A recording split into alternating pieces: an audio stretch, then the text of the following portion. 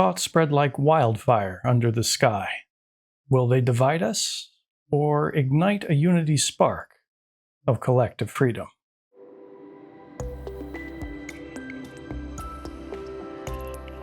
This new moon in Virgo occurs on August 22nd or 23rd, depending on what time zone you're in, and the new moon phase continues through until the 27th. This is from the perspective of evolutionary astrology.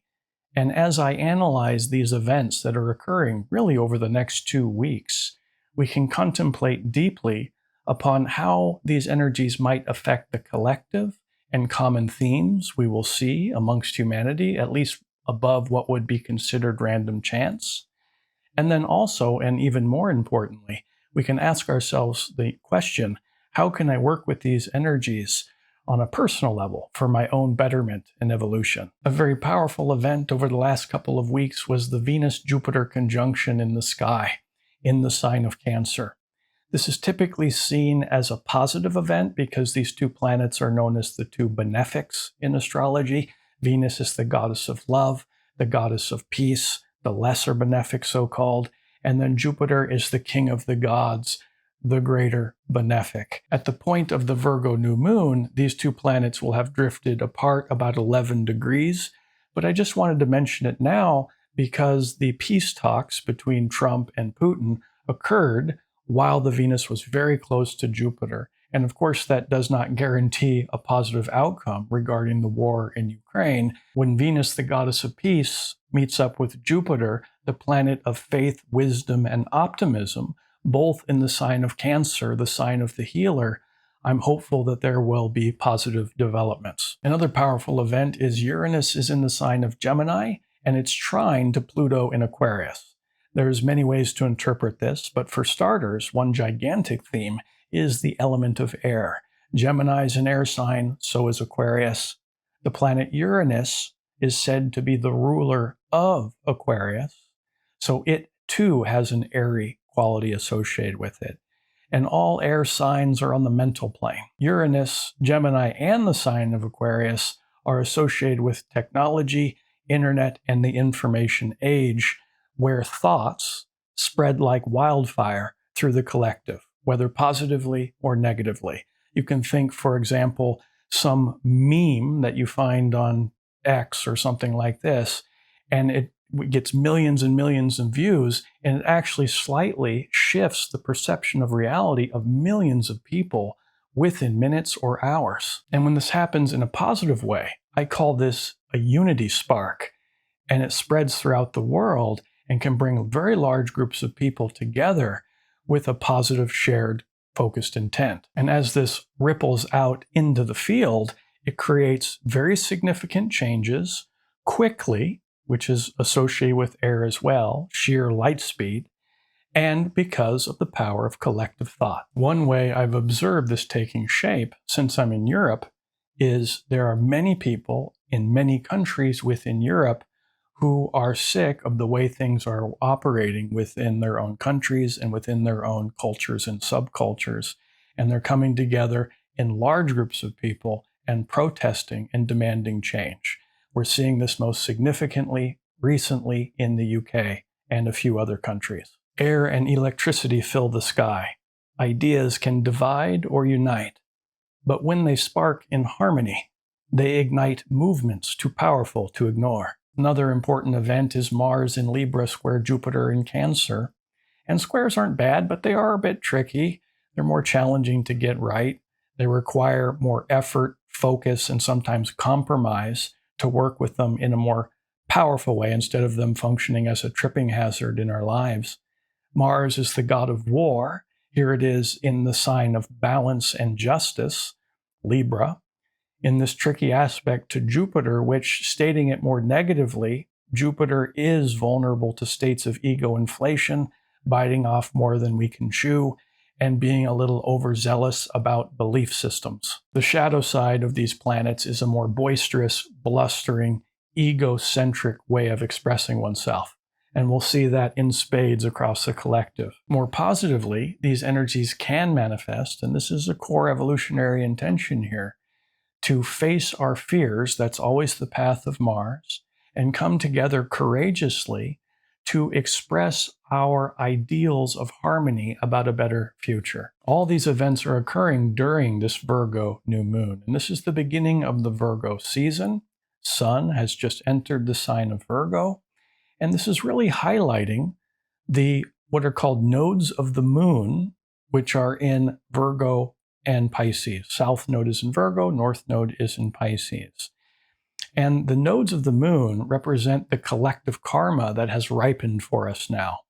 And therefore, the south node energy, in this case Virgo, is more easily expressed across the world in a more negative way because we're trying to grow beyond, karmically, the darker excesses of Virgo and embrace what I call the karmic medicine, the north node of Pisces, to help correct any imbalance between these two signs that we're feeling as humanity. Now, Virgo is the butt of a lot of astrological jokes in the world of astrology.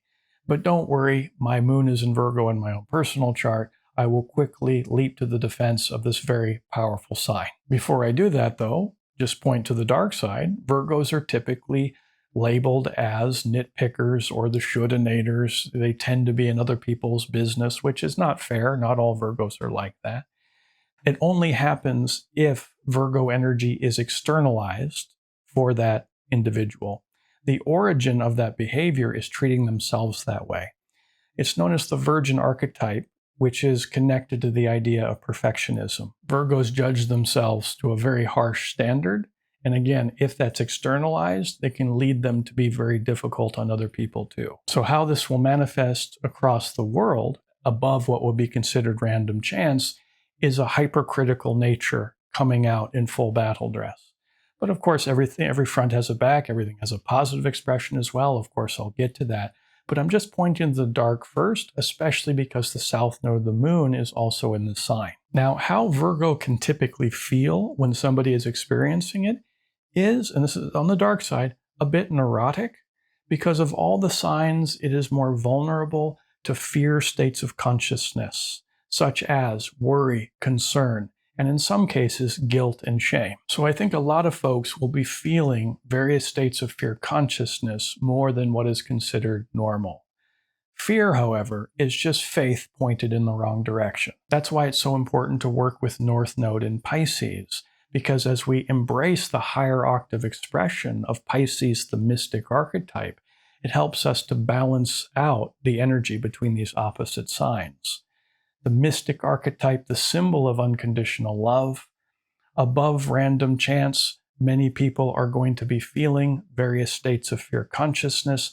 The goal is try to replace or shift from worry, concern, guilt, and shame into unconditional love, acceptance, and surrender. As promised, I'm quickly going to leap to the defense of this beautiful sign. Through the Virgin archetype, there is this knack or ability to compare the actual with the ideal. So, on the other hand, that is highly motivational. Here is what is, here is what should be. Here is what I am, here is what I should be. Better get on with it. It's the symbol of conscience, to do better, to be better. And as we strive for more impeccability, that can be pointed at the other archetype associated with Virgo, which is the servant.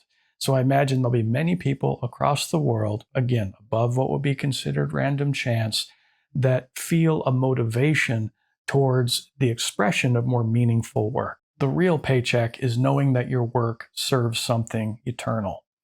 At this point, we're going to pivot not to the collective energy, but really the lifeblood of evolutionary astrology is how in my own personal life can I work with these energies. Again, this is a YouTube video, so I'm generalizing to a wide audience. There's a lot of morsels of wisdom in here.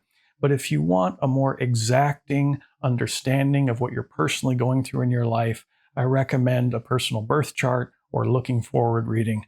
You'll see a link on the screen. This new moon in Virgo, we can harness this energy of high attention to detail, not by overanalyzing other people's behavior, but turn it inward and be aware of our own inner landscape of thoughts and emotions, and develop more conscious awareness about that, and then set a strong intention to change those thoughts and emotions in a way that feels more impeccable to you, or a higher octave expression of your potential.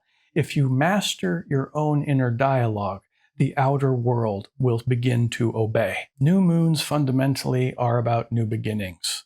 You can ask yourself the evolutionary question: is there a new beginning I can create in my life that is about following the virtue of service to others? This is the core of this sign, but it has to be a service that feels good and is meaningful to you as well. As I said before, dark side Virgo is susceptible to just being too hard on oneself.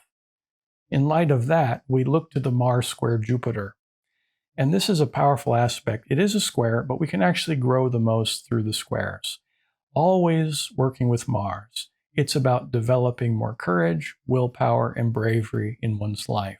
Here it is an aspect to Jupiter, the faith builder. Evolutionary questions associated with this planet are: how am I underestimating myself? And how have I settled for too little? So here we have the daring, fear-facing planet Mars in aspect to the confidence-developing Jupiter potential. There's a great author by the name of Brené Brown, and she wrote a book called Daring Greatly. I never read the book, but I love the title because Mars-Jupiter is just in the spirit of that title. So asking yourself, how can I dare greatly in my life? How can I overcome being too damn hard on myself and expand into life courageously? Every giant leap begins with one terrifying act of faith. Moon in Virgo, at its core, is about analyzing one's own consciousness, again, thoughts and emotions, and how those thoughts and emotions might be helping to generate levels of fear consciousness in your inward and outward experience. And if one is experiencing too much fear consciousness, it exerts an unseen magnetic field, altering our course through life, usually in unfortunate ways, where we give in to fear, trepidation, internal resistance, and it snuffs out our light. So Mars square Jupiter during this new moon, do you have what it takes to dare greatly and to perfect your level of consciousness by rising above fear and taking audacious actions that scream, "I'm worth it," in your life? These are the core evolutionary intentions, with the goal being to expand our consciousness.